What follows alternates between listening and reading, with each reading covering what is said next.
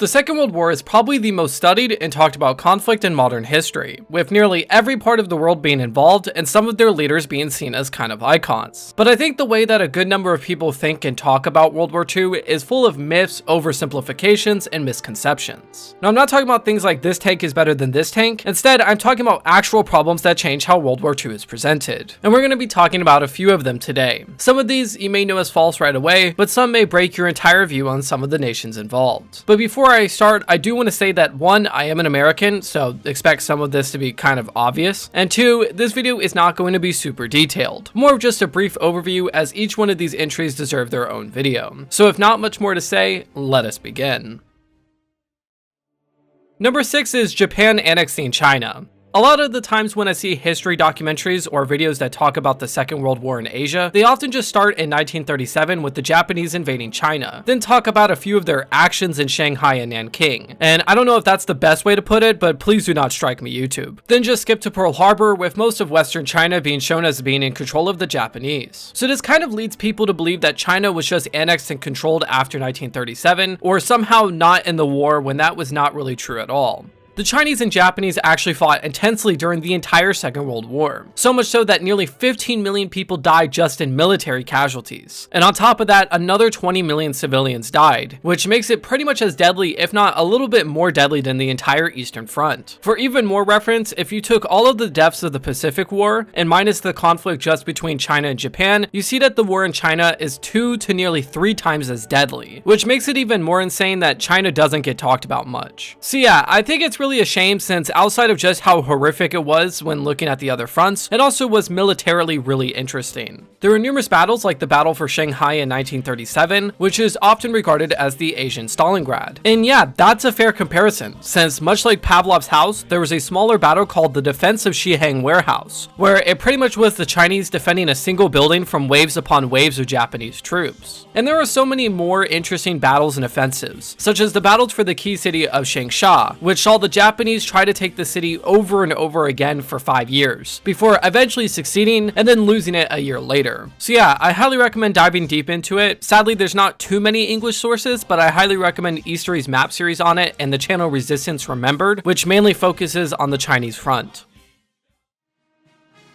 Number 5 is over talking about the Western Front after 1944. As an American, there is nothing, and I mean nothing, that annoys me more than hearing about a World War II movie or some World War II game that people are hyping up, and then when I decide to look into it, and it's just the Western Front after D-Day. Like, yeah, it was an incredible operation, and there are some interesting battles within it, like the Battle of the Bulge, but damn, it is so unbelievably overdone. The amount of times I have seen the D-Day landings in movies, TV shows, and video games is just plainly absurd. There's more recreations of D-Day than soldiers that were killed on D-Day. Okay, it's that bad. I think we like to hyperfixate on it since it was probably our proudest moment. The Pacific War was brutal, and people don't know about the liberated island of Yap, and the Italian campaign became a stalemate after 1944. So we must just show this one front over and over and over again. Either way, it's just kind of annoying, since there's so many more different fronts and campaigns to learn about, and would be some really interesting set pieces.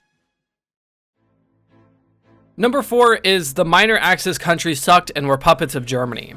A lot of the times when I see people talk about the state of Europe before the Eastern Front, it's pretty much summarized as the Soviets to the east, the Italians to the south, the British trying to survive in the west, and Germany pretty much everywhere else. And of course, Switzerland somewhere in the middle. But this is just not true. There's Iberia, Sweden, and the minor Axis nations of Hungary, Slovakia, Romania, Bulgaria, and Croatia if you count it. And when people do bring up these minor Axis nations, they usually say something like they are trash and were just puppets of Germany anyways. And yeah, that's not true at all. So I'm going to mainly focus on Romania in this one, because the rest of them I'll talk about later. Romania was pretty much essential to Germany's war in the East. Like, Romania, I believe, sent something like 1 million troops, which made them the second biggest fighting force against the Soviets. And I think they had more troops than like any other nation other than Germany combined. There were a few battles in 1941 where the Romanians were the main fighting force against the Soviets, such as Operation Mukin in modern-day Moldova, where the Romanian army did fairly well, and the Battle of Odessa, where the Romanian Ukrainians kind of threw everything they had at the Soviets. And there were a few other campaigns in eastern Ukraine and Crimea in 1941 and early 1942. The real problem for Romania and the rest of the minor Axis nations is that they really didn't have any equipment or really good tactics. For example, Romania only had something like 250 tanks for their entire army from 1941 to 1943. So for reference, like I said, they had over 1 million troops and only 250 tanks. And these tanks were really mid, being outclassed completely by 1942. And the Germans responded by only sending 182 more from 1942 to 1943. And these tanks were not bad, but they weren't exceptionally good. But it doesn't really matter either way, since the Soviets used over 2,000 tanks just in one offensive in southern Ukraine. So yeah, they pretty much had no chance. And politically, they were pretty separate. Bulgaria actually refused to fight for Germany at all, funny enough. They were demanded to fight like 3 or 4 times, and each time they said no. The leader of Hungary, Miklos Horthy, was trying to actually make a peace with the Allies by 1944, but the Germans actually found out and they arrested him and overthrew his government. And lastly, Romania just switched sides and joined the Soviets in August 1944. So that's really all I have to say on that. I highly recommend my videos on Bulgaria and Slovakia's role in the war for more detail and proof on this point.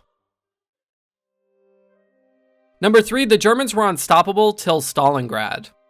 This one is something that I see a lot of times when people do an entire overview of the war, and I get why people do that, but it's kind of a bad habit. So there's 2 parts of this. There's the campaigns in 1939 and 1940, and the Eastern Front. To start with the first part, the invasion of Poland wasn't entirely smooth. There was a few battles where the Germans actually lost, such as the Battle of Yavarov, where the Germans actually lost an entire regiment. And there were a few other smaller ones where, yes, the Polish didn't win, but they were more able to retreat by holding back the Germans. But overall, yes, it was mostly successful. In the West, the Germans notably failed at taking The Hague with their paratroopers, which is pretty funny since they kind of landed their troops into being captured by the Dutch, which is a real Hearts of Iron 4 move there, guys. When it came to the French campaign, the real error was, of course, the French assuming the Germans would attack through Belgium, instead of attacking through the Ardennes. But interestingly, the Germans did launch an invasion through Belgium, though this was more of a diversion. And in this attack, the Germans actually lost twice. The first time was at the huge tank battle of Hanut, and the smaller battle of Gembloux.